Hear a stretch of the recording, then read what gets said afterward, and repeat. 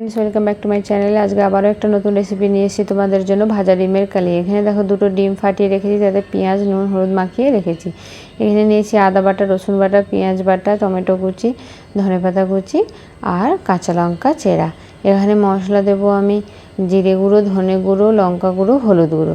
Okay friends, দেখো কড়াটা গরম হয়ে গেছে, তাই আমি এতে তেল দিয়ে দিলাম। প্রথমে আমি ডিমটা ভেজে নেব। ওকে, হ্যালো ফ্রেন্ডস, দেখো তেলটা গরম হয়ে যেতে আমি ডিমটা দিয়ে দিলাম। এখানে আমি দুটো ডিম একসাথে ভেজে নেব। ভেজে আমি 4-5 ভাগ ছোট ছোট করে পিস করে নেব। দেখো ভাজা হয়ে গেছে, আমার পিস কাটাও হয়ে গেছে। পিস কেটে দিলে খুব সুন্দর দেখতে লাগবে। আমি ডিমটাকে তুলে নিয়ে তার মধ্যেই তেল দিয়ে দিলাম। সর্ষের তেলেই রান্নাটা করব। ওকে, দেখো তেলটা গরম হয়ে যেতে আমি ফোড়নে দিয়ে দিয়েছি গোটা জিরে আর একটু চিনি ছড়িয়ে দিলাম। ওকে, এর মধ্যে দিয়ে দেবো পেঁয়াজ বাটা। পেঁয়াজটাকে ভালো করে একটু ভেজে নেবো লাল করে। দেখো পেঁয়াজটা খুব সুন্দরভাবে ভাজা হয়ে গেছে। এবার এর মধ্যে আমি দিয়ে দিলাম রসুন বাটা। রসুনটা কিন্তু খুব সুন্দরভাবে ভেজে নিতে হবে। ওকে, দেখো রসুনটাও ভাজা হয়ে গেছে, আমার তেলও ছেড়ে দিয়েছে। তার মধ্যে আমি দিয়ে দিলাম আদা বাটা। আদাটাও একটু ভালোভাবে নেড়ে চেড়ে ভেজে নিতে হবে। ভালোভাবে ভাজা হয়ে যেতে এবার আমি দিয়ে দিলাম টমেটো কুচি। টমেটো কুচিটা দিয়ে এবার একটু নুন দিয়ে ভালোভাবে নেড়ে নেবো। নিয়ে সব কিছু মশলাটা ভালোভাবে মিক্স করে নেবো। ওকে, এখন আমি একটু নুন দিয়ে দিলাম, কেননা টমেটোর পরে নুনটা দিলে টমেটোটা খুব সুন্দরভাবে গলে যাবে। আমি সব ভিডিওতে বলি, তোমাদের নিশ্চয়ই জানা আছে। ওকে, আর খুব সুন্দরভাবে মিক্স হয়ে গেছে, তেলও ছেড়ে দিয়েছে। এবার একটু আমি দিয়ে দিলাম ধনেপাতা কুচি।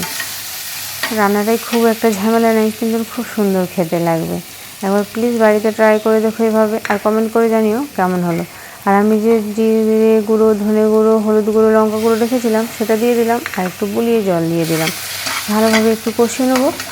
রান্না প্রায় আমার কমপ্লিট। প্লিজ এরকম চটপট সুস্বাদু রান্না পেতে ফলো অ্যান্ড সাবস্ক্রাইব করে দিও, লাইক শেয়ার অবশ্যই করো, আর কমেন্ট করে জানিও কেমন লাগলো। আর যে দুটো চেরা কাঁচা লঙ্কা কুচি রেখেছিলাম সেটা দিয়ে দিলাম লাস্টে। ওকে, এবার আমি ভালো করে একটু কষিয়ে জল ঢেলে দেবো। ওকে, দেখো খুব সুন্দরভাবে কষানো হয়ে গেছে। এবার দিয়ে দিলাম জল।